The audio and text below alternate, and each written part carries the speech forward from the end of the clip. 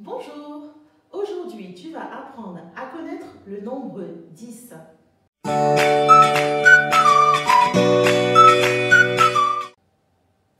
Allez, commençons. Je t'ai écrit au tableau la frise numérique de 0 jusqu'à 10. Nous allons la dire ensemble. 0, 1, 2, 3, 4, 5, 6, 7, 8, 9, 10. Le 10 se trouve en dernière position de la frise. Nous entrons dans une nouvelle famille. De 0 à 9, tu as la famille des chiffres. Je vais te l'écrire au tableau.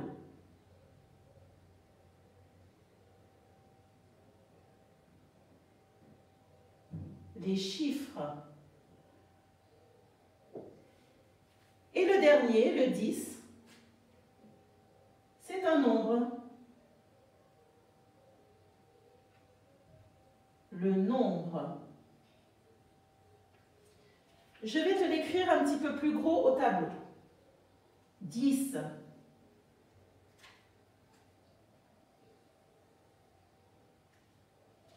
Nous voyons que les chiffres sont constitués d'un seul élément. Il nous en faut un seulement pour écrire un chiffre. Et d'ailleurs, ce sont les unités. Et pour écrire le 10, qu'est-ce que l'on remarque? Il nous faut deux chiffres. Et nous entrons dans la famille des dizaines. Retiens bien qu'un nombre s'écrit au minimum avec deux chiffres. Là, nous avons la famille des dizaines. Et plus particulièrement, nous avons la famille 10. Le 10 est le premier nombre qui commence la famille de la dizaine. Nous voyons donc qu'il y a deux couleurs différentes. Alors que les unités sont toutes de la même couleur et sont constituées d'un seul chiffre, pour écrire le 10, nous avons utilisé deux couleurs et il y a deux chiffres. Le 1 qui est devant le 0, c'est le chef de la famille, c'est lui qui mène. Et donc c'est lui qui indique la colonne des dizaines. Et celui qui suit, il est en bleu parce qu'il fait partie des unités. Donc là, pour écrire 10, nous avons besoin d'une dizaine et de 0 unités. Si je veux représenter mon 10 sous forme de colonne, je ferai mes deux colonnes. D'un côté, je vais écrire le D pour dizaine, de l'autre, je vais écrire le U pour unité, et donc je vais positionner ma dizaine et j'ai 0 unité. Maintenant que nous avons parlé de la formation du nombre 10, regardons sa représentation. Au tableau, je te mets 10 doigts. Tu remarques que ce sont les 10 doigts de la main. On les compte. 1, 2, 3, 4, 5, 6, 7, 8, 9, 10. Pour former 10, nous avons besoin de tous nos doigts et nous avons besoin de nos deux mains. 10, ça peut être aussi 10 petites billes. Allez, on compte. 1, 2, 3, 4, 5, 6, 7, 8, 9, 10. Alors, quand les billes sont mélangées comme ça, il est un peu plus compliqué de les dénombrer. On peut les ordonner pour pouvoir mieux les compter. Et ça donne donc 10.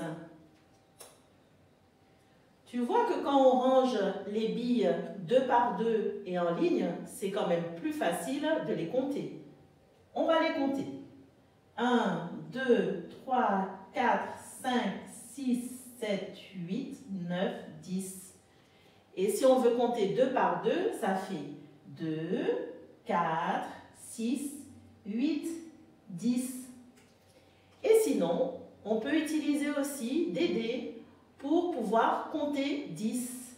Ça donne 10.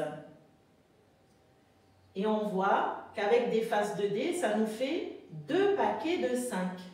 On va compter 1, 2, 3, 4, 5, 6, 7, 8, 9, 10. Ça nous fait bien 10.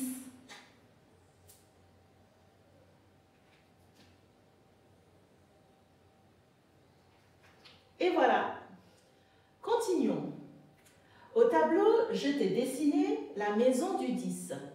Nous allons y mettre toutes les additions qui permettent de calculer 10.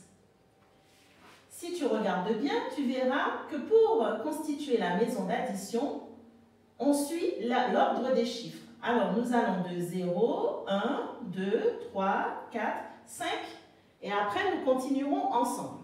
Donc, commençons. 10, ça peut être 0 plus 10. Car si je n'ajoute rien à 10, ça me donne bien 10. 0 plus 10 est égal à 10. 10, ça peut être 1 plus 9. 2 plus 8. 3 plus 7. 4 plus 6. 5, c'est ma main, plus mon autre main, ça me fait 5. 5 plus 5. On va remonter et ça va être la même opération, sauf qu'on va commencer par le 6. 6 plus 4. 7 plus 3. Allez, je reprends la même opération, sauf que je commence par le plus grand chiffre. 8 plus 2. Après, ce sera 9 plus 1. Très bien. Et puis le dernier, 10